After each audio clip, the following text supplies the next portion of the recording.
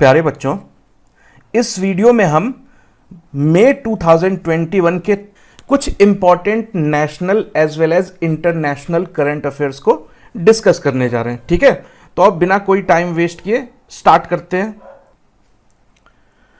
सो Fortune magazine जो है international magazine, जो टाइम टू टाइम अलग अलग पर्सनैलिटीज़ की लिस्ट निकालती है, जैसे अमीर लोगों की लिस्ट निकालती है, तो इस हफ्ते उन्होंने हर साल वो लिस्ट निकालती है, तो इस हफ्ते उन्होंने टॉप 50 ग्लोबल लीडर्स की लिस्ट निकाली है फॉर द ईयर 2021। तो एक बहुत इंपॉर्टेंट इवेंट है फॉर्च्यून मैगजीन।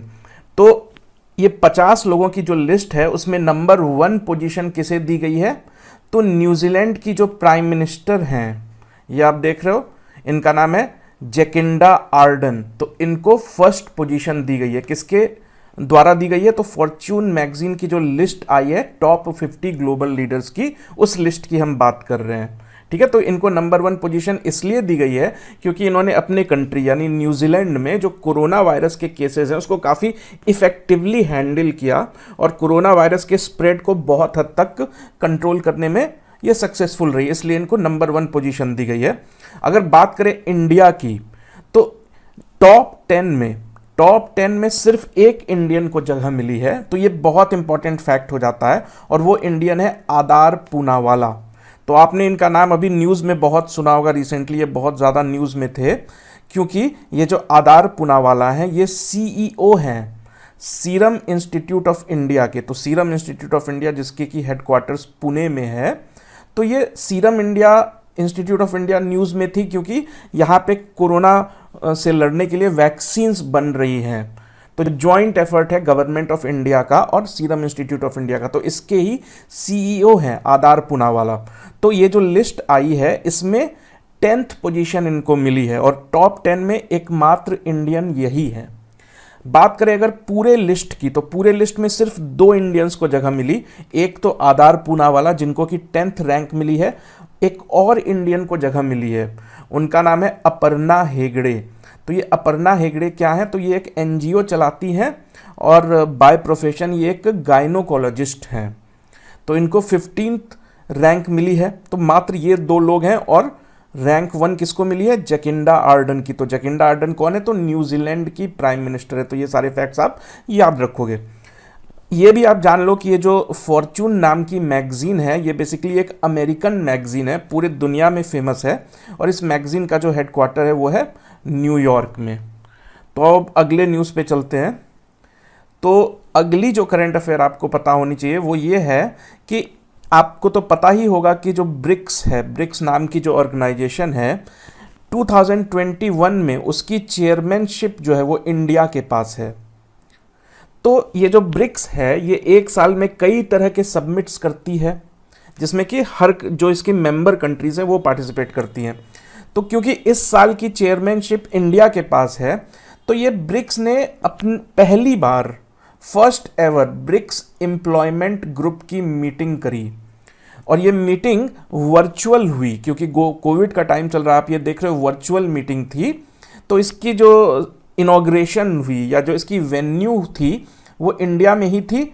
सुषमा स्वराज भवन, जो हमारी मिनिस्टर हुआ करती थी सुषमा स्वराज, जिनकी डेथ हो गई कुछ साल पहले, उनके नाम पे ये भवन रखा गया। तो सुषमा स्वराज भवन में ही इसका वेन्यू रखा गया था, लेकिन मीटिंग जो थी वो वर्चुअल थी। तो 11th और 12th मई के 2 दिन ये मीटिंग हुई। तो ब्रिक्स कंट्री के अलावा, तो ब्रिक्स 5 देशों का संगठन है। B for Brazil, R for Russia, I for India, C for China, S for south Africa. तो ये 5 देशों का संगठन है। तो इन 5 देशों के रिप्रेजेंटेटिव ने तो हिस्सा लिया ही, साथ ही साथ इंटरनेशनल लेबर ऑर्गेनाइजेशन यानी ILO और इंटरनेशनल सोशल सिक्योरिटी एजेंसी यानी ISSA ने भी इस वर्चुअल मीट में हिस्सा लिया। तो ये मीट, इसकी वेन्यू जो थी वो तो इंडिया ही थी ना। तो इस पूरे जो मीट थी, वर्चुअल मीट थी, इसकी चेयर पर्सन थी अपूर्व चंद्रा। ये एक IAS ऑफिसर है, अपूर्व चंद्रा। आप लोग भी अगर अच्छे से पढ़ोगे तो आप भी बन सकते हो किसी दिन IAS ऑफिसर। तो अपूर्व चंद्रा कौन है? तो ये सेक्रेटरी है लेबर एंड एम्प्लॉयमेंट डिपार्टमेंट जो है गवर्नमेंट ऑफ इंडिया का। तो अब कुछ ब्रिक्स के बारे में कुछ फैक्ट्स आप जान लो, ताकि कल को अगर किसी एग्जाम में पूछा जाए तो आपको ईजी रहे जवाब देना। तो जैसा कि मैंने आपको बता दिया कि देखो, ब्रिक्स की जो चेयरमैनशिप है हर साल किसी एक कंट्री को जाती है। तो इसके पांच मेंबर्स हैं ना, कंट्रीज। तो इस साल यानी 2021 में ये चेयरमैनशिप इंडिया के पास है। तो ब्रिक्स के बारे में कुछ बहुत इंपॉर्टेंट फैक्ट, क्योंकि बार बार आप देखोगे कि स्टैटिक जीके के पार्ट में ये पूछा जाता है, तो आप जान लो। तो ब्रिक्स के 5 मेंबर हैं at present. B for Brazil, R for Russia, I for India, C for China, S for south Africa. तो ब्रिक्स बना कब था? तो ब्रिक्स एग्जिस्टेंस में आया था 2006 में। तो ये क्यों बना था? क्योंकि यूनाइटेड नेशन जनरल असेंबली, जो यूनाइटेड नेशन की एक ऑर्गेनाइजेशन है, जनरल असेंबली, तो वहाँ पे ही इन कंट्रीज़ ने डिस्कस करके एक ऑर्गेनाइजेशन बनाने का फैसला लिया था। तो 2006 में ये बन गया था, लेकिन इसकी पहली जो सबमिट हुई थी वो 3 साल के बाद यानी 2009 में हुई थी। फिर आपसे ये पूछा जा सकता है कि ब्रिक्स की हेडक्वार्टर्स कहाँ है? तो ब्रिक्स की हेडक्वार्टर्स संघाई चाइना में है, उसे ब्रिक्स टावर्स कहते हैं, ठीक है ना। ब्रिक्स कब बना था? 2006 में। किस जगह पे बनाया गया था इसे? तो यूनाइटेड नेशन जनरल असेंबली चल रही थी उस वक्त। तो यूनाइटेड नेशन जनरल असेंबली का 61वां सेशन चल रहा था, उसी में डिस्कशन करके बनाया गया था। एक और चीज़ आप याद रखो कि जब ये ओरिजिनली ब्रिक्स बनी थी तो इसका नाम ब्रिक्स नहीं था, सिर्फ BRIC था, क्योंकि उस वक्त सिर्फ 4 सदस्य थे इसके, ब्राज़ील, रशिया, इंडिया, चाइना। क्योंकि साउथ अफ्रीका ने बाद में इसे ज्वाइन किया, 2010 में ज्वाइन किया, तो ये साउथ अफ्रीका का S जुड़ गया और ये ब्रिक्स से ब्रिक्स बन गया। तो ये सब आप याद रखोगे, ठीक है। अब अगले फैक्ट की चलते हैं, इंपॉर्टेंट इवेंट जो इस हफ्ते आपको याद रखना है। तो आप जानते हो कि एयरटेल जो टेलीकॉम कंपनी है, उसने अपनी एक पेमेंट बैंक भी बना रखी है, जिसका नाम है एयरटेल पेमेंट्स बैंक। जैसे पेटीएम होती है, कैश आप ट्रांसफ़र करते हो मोबाइल से, वैसे ही एयरटेल की अपनी खुद की सर्विस है, उसका नाम है एयरटेल पेमेंट बैंक। तो इस एयरटेल पेमेंट बैंक ने क्या किया है, एक सेफ गोल्ड नाम की दूसरी कंपनी के साथ कोलैबोरेट करके अपने कस्टमर्स के लिए एक नई सर्विस लॉन्च की है। तो एयरटेल पेमेंट बैंक और सेफ गोल्ड ने जो सर्विस लॉन्च की है अपने कस्टमर्स के लिए, उसका नाम है डिजी गोल्ड। तो अगर आपसे कोई पूछेगा कि डिजी गोल्ड किस कंपनी की स्कीम है, तो आप कहोगे एयरटेल पेमेंट्स बैंक की। तो ये डिजी गोल्ड क्या है? तो एयरटेल की अपनी एक खुद की ऐप है, उसका नाम है एयरटेल थैंक्स ऐप। तो इस ऐप के ज़रिए आप सोना खरीद सकते हो, एयरटेल को पैसे देके, यानी सोने की ट्रेडिंग कर सकते हो, खरीद सकते हो, बेच सकते हो। तो जो सोना आप खरीदोगे वो आपको घर पे इमीडिएटली डिलीवर नहीं होगा, वो सेफ गोल्ड नाम की कंपनी के पास जमा रहेगा आपके हिस्से का सोना। तो यही है, सेफ गोल्ड नाम की कंपनी के पास आपका सोना जमा रहेगा, उसके लिए आपको एक्स्ट्रा कोई पैसे देने की ज़रूरत नहीं है। तो 2-3 फैक्ट आपने याद रखने हैं कि किस कंपनी की सर्विस है ये, तो एयरटेल पेमेंट्स बैंक, और किस ऐप के ज़रिए ये होता है, आप सोना खरीद और बेच सकते हो, तो एयरटेल थैंक्स ऐप। तो एयरटेल के बारे में भी कुछ फैक्ट्स हम जान लें। तो ये जो सेफ गोल्ड नाम की कंपनी है जिसमें आपका सोना सुरक्षित रहेगा, इसकी हेडक्वार्टर है मुंबई। अगर बात करें एयरटेल के हेडक्वार्टर की, तो एयरटेल पेरेंट कंपनी है, उसकी हेडक्वार्टर है दिल्ली, न्यू दिल्ली में। जो पेरेंट कंपनी है भारती एयरटेल लिमिटेड, जिसको कि हम शॉर्ट में एयरटेल बोलते हैं, उसके चेयरमैन कौन है? सुनील भारती मित्तल। तो ये सब बार बार पूछे जाने वाले क्वेश्चंस हैं। अगर बात करो एयरटेल ने जो एयरटेल पेमेंट बैंक बना रखी है, उसकी हेडक्वार्टर कहाँ है? तो उसकी हेडक्वार्टर भी दिल्ली में ही है। तो ये जो एयरटेल बैंक है, पेमेंट बैंक, इसके MD और CEO एट प्रेजेंट कौन है? तो अनुव्रत विश्वास नाम है उनका। तो ये सारे फैक्ट्स आप याद कर लोगे, ठीक है। तो अब चलते हैं अगले करंट अफेयर की तरफ। तो एक बहुत इंपॉर्टेंट घटना हुई है इस हफ्ते कि जो पंजाब के चीफ मिनिस्टर हैं अमरिंदर सिंह, उन्होंने एक नए डिस्ट्रिक्ट को बनाने की घोषणा की है। तो वो जो डिस्ट्रिक्ट नई बन रही है उसका नाम है मलेरकोटला। तो मलेरकोटला पहले एक छोटी सी टाउन हुआ करती थी, अब उसको डिस्ट्रिक्ट का दर्जा मिल जाएगा। तो मलेरकोटला जो है पंजाब की 23rd डिस्ट्रिक्ट बन जाएगी। तो ये आपको याद रखना, मलेरकोटला नाम की नई डिस्ट्रिक्ट बनाई गई। किस स्टेट में बनाई गई? तो पंजाब में बनाई गई। तो मलेरकोटला अभी अभी बना है ना, तो इसके पहले वो संगरूर डिस्ट्रिक्ट का हिस्सा हुआ करता था। तो आप कह सकते हो कि संगरूर डिस्ट्रिक्ट को ही तोड़ के मलेरकोटला नाम की नई डिस्ट्रिक्ट को एग्जिस्टेंस में लाया गया है।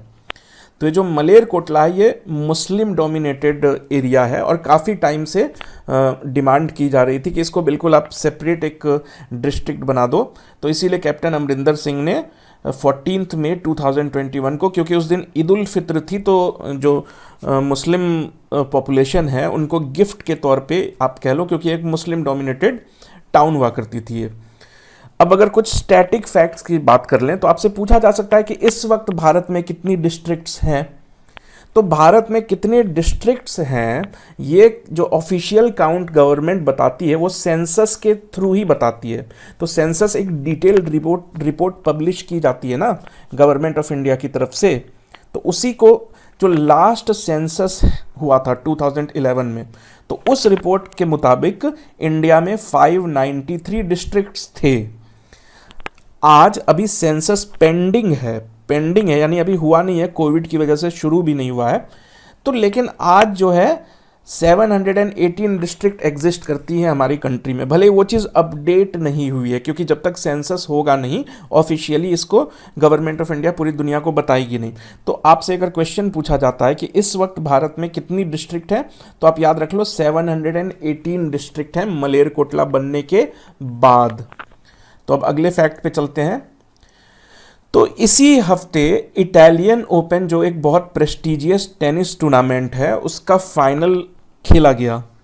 तो ये जो इटालियन ओपन है ये एक टेनिस टूर्नामेंट है। तो आप जानते हो कि टेनिस के कई तरह के कोर्ट्स होते हैं, क्ले कोर्ट होती है, सीमेंट कोर्ट होती है।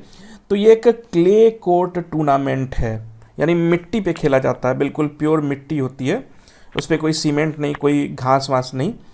तो ये क्ले कोर्ट टूर्नामेंट होता है।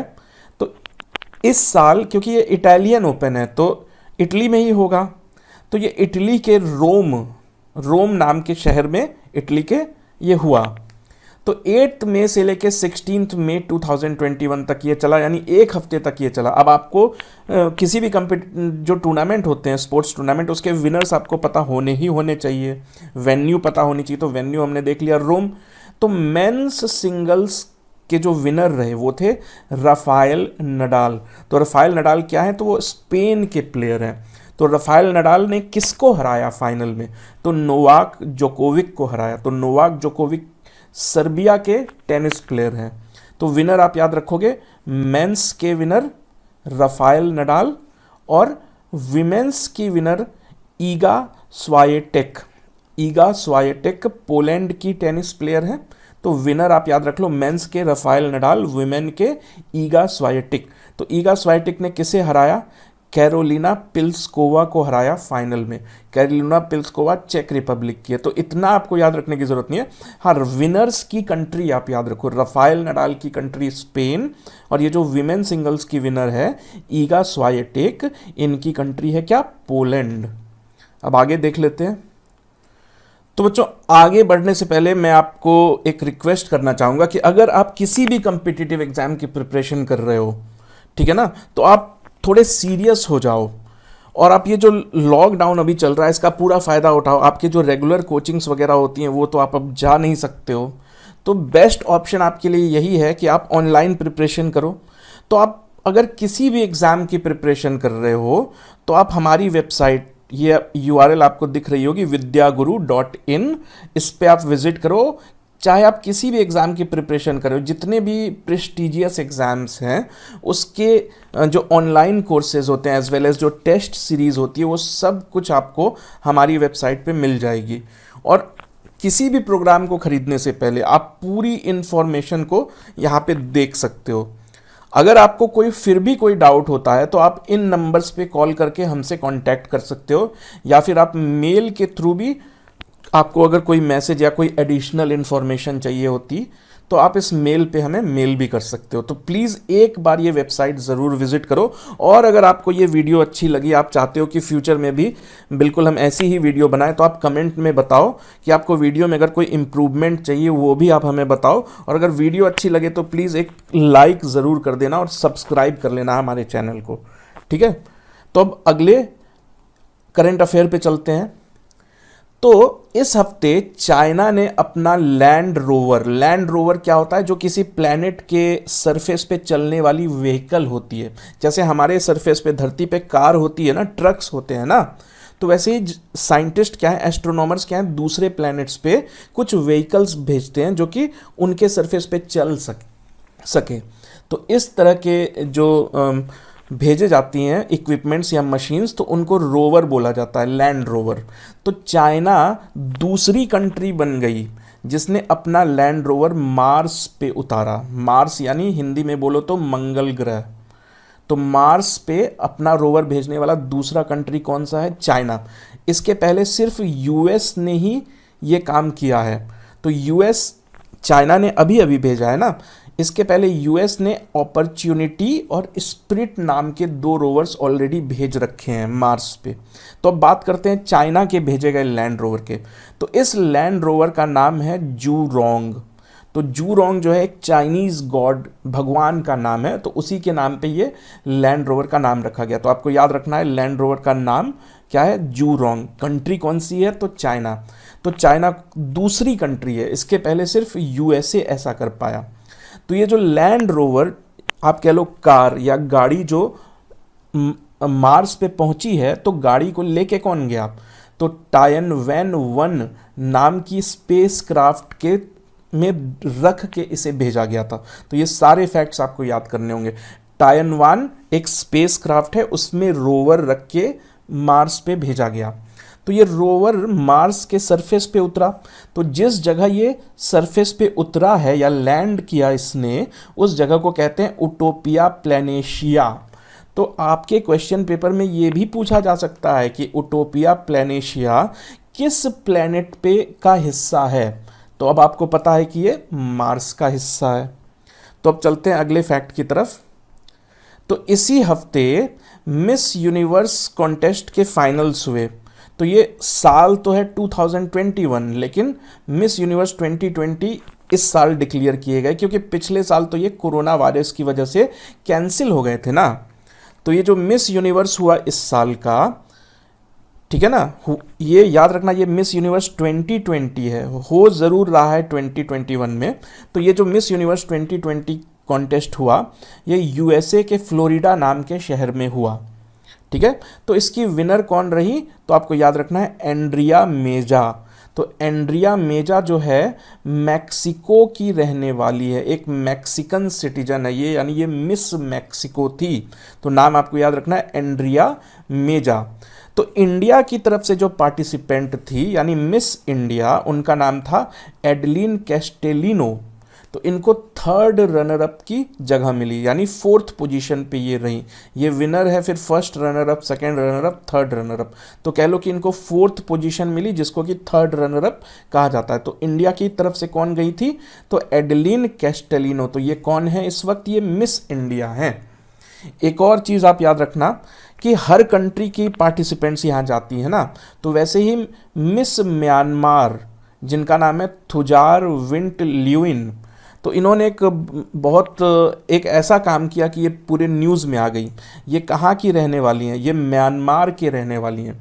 तो अगर आपने हमारी पिछली वीडियोस देखी होगी तो आपको पता होगा कि म्यांमार में इस वक्त जो मिलिट्री है, मिलिट्री ने गवर्नमेंट पे कब्जा कर लिया है। तो जो वहाँ के सिटीजन्स हैं इस चीज़ का विरोध कर रहे हैं। तो इसी का विरोध करने के लिए इन्होंने अपनी स्पीच में कहा, पूरी दुनिया से कहा कि आप लोगों को भी इसके लिए आवाज़ उठानी चाहिए। तो मिस म्यांमार, तो आपसे पूछा जा सकता है कि थुजार विंट ल्यूइन किस कंट्री की रहने वाली हैं? तो ये मिस म्यांमार हैं। ठीक है, तो अब चलते हैं अगली न्यूज़ की तरफ। तो अभी आप फार्म लॉ वगैरह बहुत न्यूज़ में है, आप देख रहे होगे कि फार्मर्स प्रोटेस्ट भी बहुत कर रहे हैं। तो फार्मिंग या फार्म लॉ से जुड़े हुए कोई भी खबर हो तो बहुत इंपॉर्टेंट हो जाती है। तो आप ये आप फैक्ट याद रखना कि इंडिया का पहला एग्रीकल्चर एक्सपोर्ट फैसिलिटेशन सेंटर जो है वो पुणे में स्टैब्लिश किया गया है। तो एक्सपोर्ट फैसिलिटेशन सेंटर का मतलब क्या होता है कि जो भारत के किसान हैं वो जो भी अनाज वगैरह, जो भी सब्जी वगैरह पैदा करते हैं उसको वो फॉरेन कंट्री में एक्सपोर्ट कर सकें, उसके लिए गवर्नमेंट की हेल्प तो लगेगी, क्योंकि ये तो किसान हैं, ये तो उतने पढ़े लिखे हैं नहीं। तो ऐसी ही सपोर्ट फैसिलिटी कहलाती है एग्रीकल्चर एक्सपोर्ट फैसिलिटी सेंटर। तो ये भारत का पहला ऐसा सेंटर है। तो ये कहाँ बना है? तो महाराष्ट्र के पुणे में बना है। तो ये किसने बनाया है? तो ये बनाया है महाराष्ट्र चैम्बर ऑफ कॉमर्स। तो ये ट्रेडर्स की एक बॉडी होती है ना, जो ट्रेडर्स होते हैं अलग अलग अलग अलग बिजनेस में इन्वॉल्व होते हैं, तो उन लोगों की एक बॉडी होती है। तो हर स्टेट के लेवल पे होती है, इंडिया के लेवल पे भी है इंडियन चैम्बर ऑफ कॉमर्स। तो ये महाराष्ट्र स्टेट का है। तो महाराष्ट्र चैम्बर ऑफ कॉमर्स ने नाबार्ड के साथ मिलकर, तो आप जानते हो नाबार्ड क्या है? National bank for agriculture and rural development. तो नाबार्ड के साथ मिलकर ये सेंटर बनाया। कहाँ बनाया?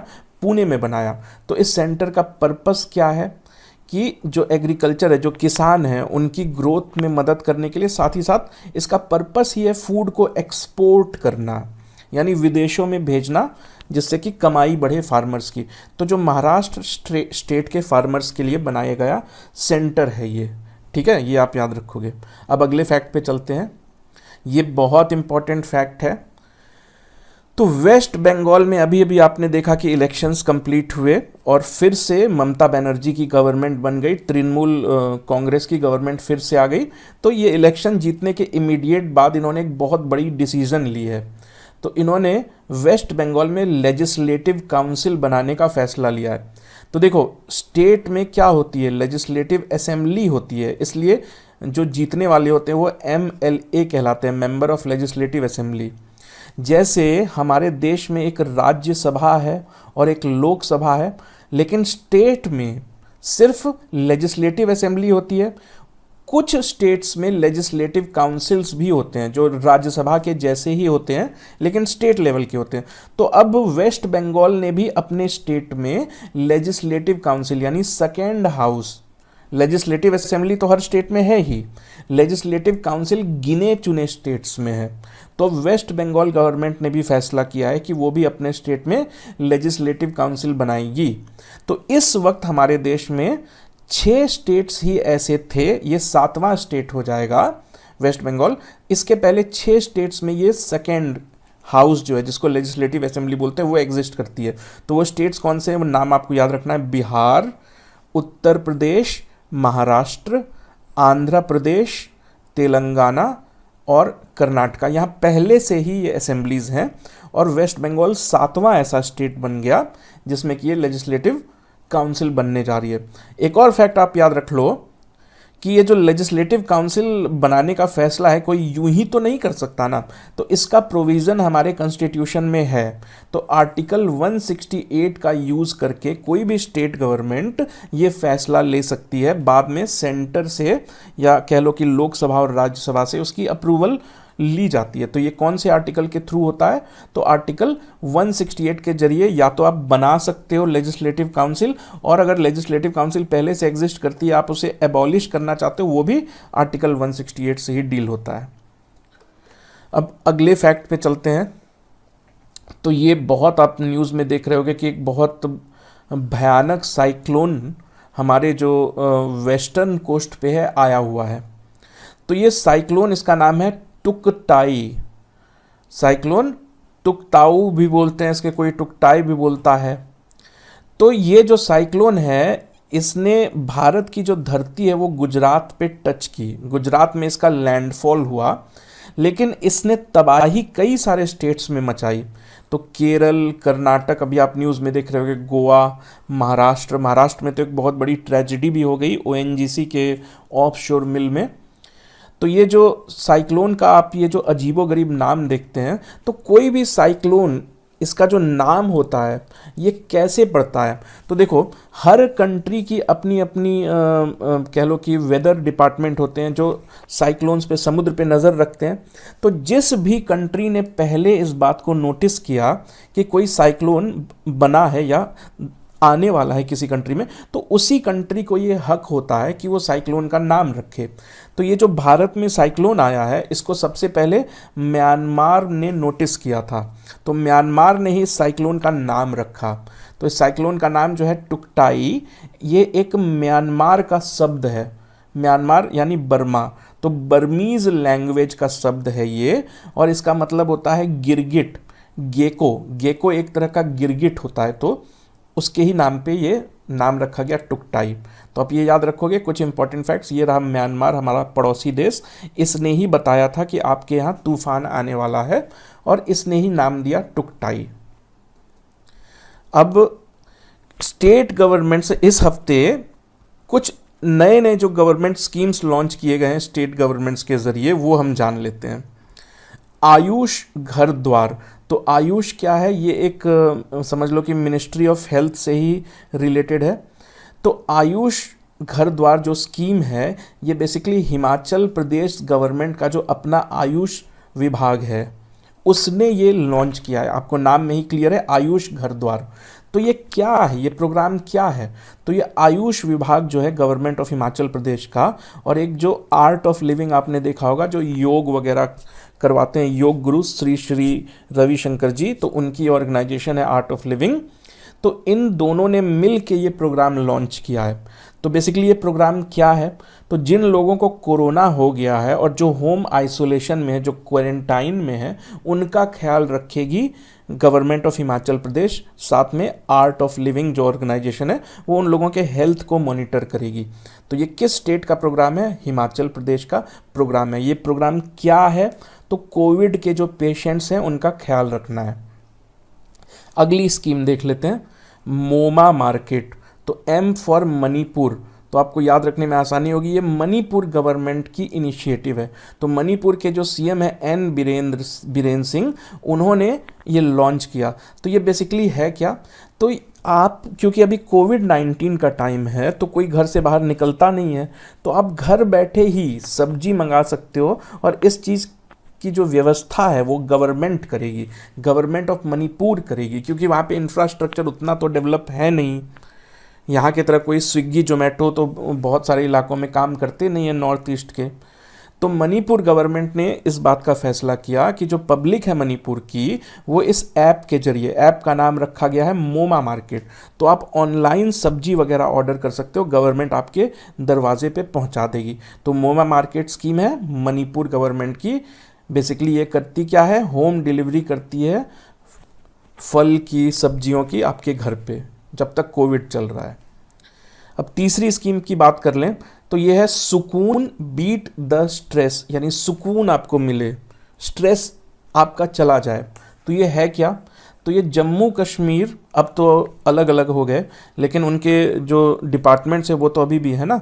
तो जम्मू कश्मीर का जो department of information and public relations है, यानी ब्रॉडकास्टिंग डिपार्टमेंट, उसने जो दूरदर्शन है लोकल, जिसे दूरदर्शन कश्मीर बोलते हैं, तो उस पर एक प्रोग्राम की सीरीज़ लॉन्च की है, उसी का नाम रखा गया है सुकून बीट द स्ट्रेस। तो बेसिकली क्या है कि अभी सारे लोग लॉकडाउन में घर में बंद हैं, तो घर में रहते रहते लोगों को स्ट्रेस हो जाती है, तो उसी की एडवाइस दिलाने के लिए कि आप स्ट्रेस से कैसे डील करो, तो ये जो दूरदर्शन है, दूरदर्शन कश्मीर, उस पे ये टीवी प्रोग्राम चलाया जाता है, जिसमें कि बड़े बड़े डॉक्टर, साइकियाट्रिस्ट, साइंटिस्ट आके शेयर करते हैं अपनी नॉलेज कि कैसे आप स्ट्रेस फ्री रह सकते हो। ठीक है, अब ये लास्ट स्कीम हम देख लें, तो ये स्कीम लॉन्च हुई है राजीव गांधी किसान न्याय योजना। तो फार्मर से रिलेटेड कोई भी न्यूज़ हो अगले 2 महीने 3 महीने तक, तो आपको बहुत ध्यान से एक एक फैक्ट उसका याद रखना होगा। तो ये जो राजीव गांधी किसान न्याय योजना है, ये बेसिकली छत्तीसगढ़ गवर्नमेंट की योजना है। तो छत्तीसगढ़ में इस वक्त कांग्रेस की गवर्नमेंट है, इसलिए नाम जो है पुराने कांग्रेस के प्राइम मिनिस्टर थे राजीव गांधी, उनके नाम पे रखा गया है, तो आपको याद रखने में भी आसानी होगी। तो राजीव गांधी किसान न्याय योजना क्या है, वो छत्तीस गवर्नमेंट ने लॉन्च की है। तो ये बेसिकली है क्या, तो ये किसानों के खाते में डायरेक्ट कैश ट्रांसफ़र की स्कीम है। तो जो गरीब किसान होते हैं उनको 10,000 रुपये पर ईयर पर एकड़ के हिसाब से ट्रांसफ़र कर दिया करेगी उनके अकाउंट में पैसे। कौन करेगी ये ट्रांसफ़र? छत्तीसगढ़ गवर्नमेंट की स्कीम है ये। तो ठीक है बच्चों, ये कुछ इंपॉर्टेंट करंट अफेयर्स थे इस हफ्ते के। तो आई होप कि आपको वीडियो अच्छी लगी हो। अगर अच्छी लगी हो तो प्लीज़ एक लाइक तो बनता है, और अगर आपको वीडियो अच्छी नहीं लगी वो भी आप कमेंट में बताओ, हम क्या इम्प्रूव कर सकते हैं। अगर आपके पास कोई सजेशन है या जो भी फीडबैक है आपका, वो कमेंट में ज़रूर हमें बताना। और जाने से पहले मैं फिर आपसे एक बार रिक्वेस्ट करूंगा कि ये आपके करियर का one of the best decisions होगा कि आप इस लॉकडाउन का पूरा फ़ायदा उठाएं। आप घर बैठे किसी भी एग्ज़ाम की प्रिपरेशन कर सकते हैं विद द नंबर 1 इंस्टीट्यूट। आप रिव्यूज़ देख लो हमारे जाके कहीं भी गूगल वगैरह पे, तो आप समझ जाओगे कि हमारी जो प्रोडक्ट्स हैं वो दूसरों से क्यों बेटर हैं। कुछ भी प्रोडक्ट परचेज करने से पहले आप पूरी वेबसाइट पे आपको पूरी डिटेल मिल जाएगी। आप डेमो कुछ वीडियोस आपको यहाँ पे डले हुए मिल जाएंगे, सारी चीज़ आपको वेबसाइट पे पूरी डिटेल में मिल जाएगी। तो मैं आपसे रिक्वेस्ट करता हूँ कि अगर आप किसी भी एग्ज़ाम की प्रिपरेशन करते हो और आप रियली उसको लेके सीरियस हो, तो आपको एक बार हमारी वेबसाइट vidyaguru.in विज़िट ज़रूर करनी चाहिए।